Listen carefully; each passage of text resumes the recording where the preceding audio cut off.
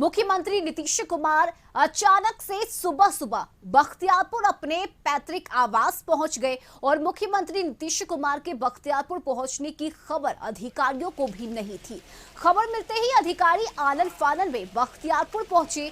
वहीं मुख्यमंत्री कुछ दिनों से अचानक कहीं भी पहुंचकर लोगों को चौंका रहे हैं। अभी कुछ दिन पहले ही सीएम ने पटना सचिवालय पहुंचकर सबको चौंका दिया था और आज बारिश के बीच मुख्यमंत्री नीतीश कुमार बख्तियारपुर अपने पैतृक आवास पहुंच गए। वहां उन्होंने अपने भाई सतीश कुमार से मुलाकात की, कुछ देर समय बिताया और फिर वापस पटना लौट गए।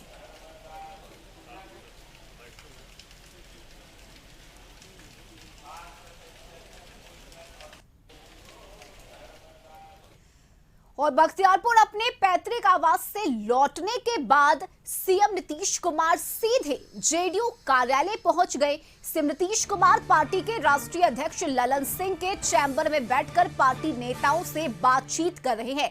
लोकसभा चुनाव की तैयारी में जेडीयू जुट गई है और मुख्यमंत्री लगातार नेताओं से फीडबैक ले रहे हैं। जेडीयू कार्यालय में नेताओं से बातचीत के बाद मुख्यमंत्री सीधे लालू आवास पहुंच गए। मुख्यमंत्री नीतीश कुमार ने लालू आवास पर पूर्व CM Rabri Devi, deputy CM Tejashwi Yadav से मुलाकात की। हालांकि लालू यादव इस दौरान नहीं रहे और इसलिए लालू यादव से उनकी मुलाकात नहीं हो पाई।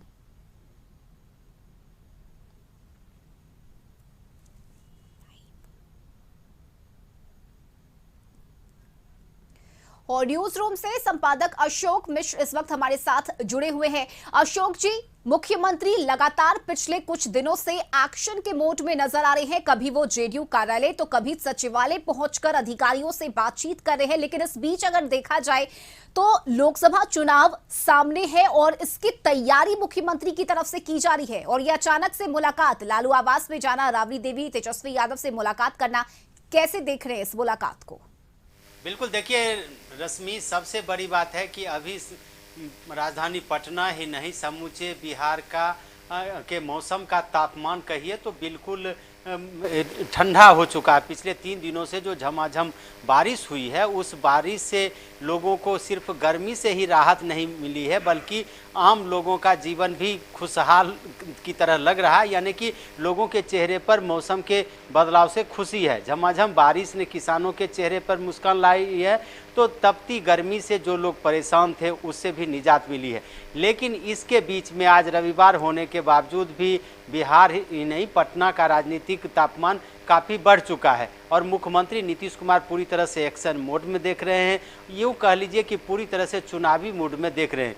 यही वजह है कि आज रविवार होने के बावजूद भी मुख्यमंत्री नीतीश कुमार अपने पैतृक गांव बख्तियारपुर पहुंचे। वहां उन्होंने अपने पुराने उनका जो आवास है उस आवास में गए, कुछ देर तक वहां रुके। उसके बाद वो वहां से आए हैं तो फिर जदयू के प्रदेश कार्यालय में पहुंचे।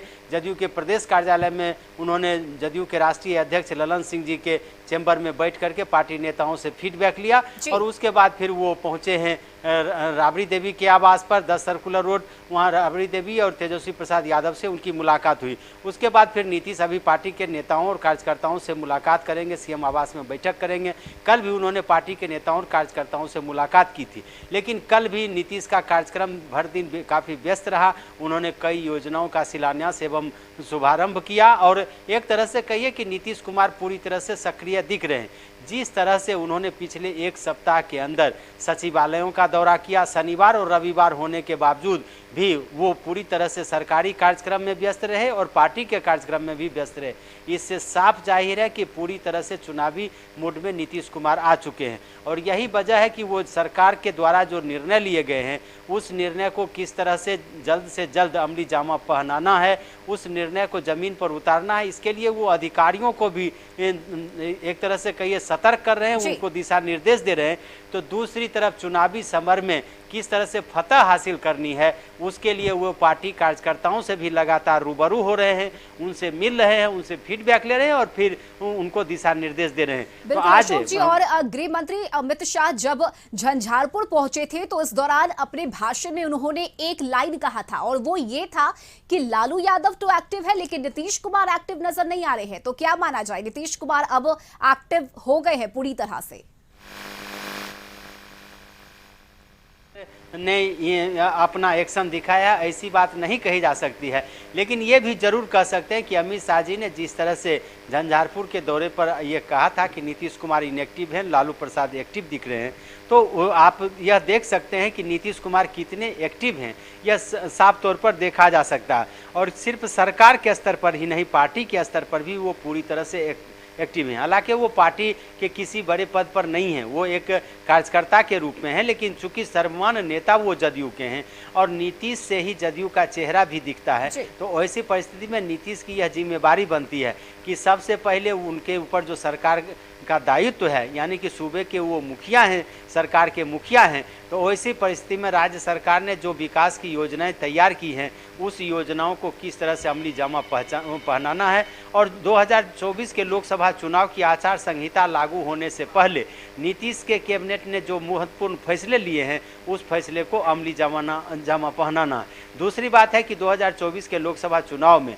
नीतीश के ऊपर सिर्फ अपने पार्टी का दायित्व नहीं है, बल्कि इंडिया गठबंधन का दायित्व है। तो ऐसी परिस्थिति में पार्टी के नेताओं से थे वो मिलते ही हैं, आरजेडी जो सबसे बड़ी पार्टी है उनके नेताओं से भी वो लगातार संपर्क में, चाहे लालू प्रसाद यादव हों, राबड़ी देवी हों, तेजस्वी प्रसाद यादव हों, उनसे भी मुलाकात करते हैं और फिर अन्य दलों के नेताओं से भी लगातार उनकी मुलाकात होती रहती है। लेकिन सबसे ज़्यादा ज़रूरी है कि सरकार में जो उनकी जवाबदेही है उसका निर्वहन करना और अपनी पार्टी की हैसियत भी मजबूत रखना। यही वजह है कि नीतीश कुमार को यह आप कह सकते हैं कि चाहे शनिवार हो या रविवार हो, नीतीश कुमार किसी भी कीमत पर आराम लेने का काम नहीं कर रहे हैं। और यही वजह है कि इस मौसम, चूँकि बिहार का मौसम का मिजाज बदल चुका है, झमाझम बारिश हो रही है, कल भी झमाझम बारिश हो रही थी और आज भी सुबह से हल्की बारिश हो रही है, आकाश में बादल छाए हुए हैं।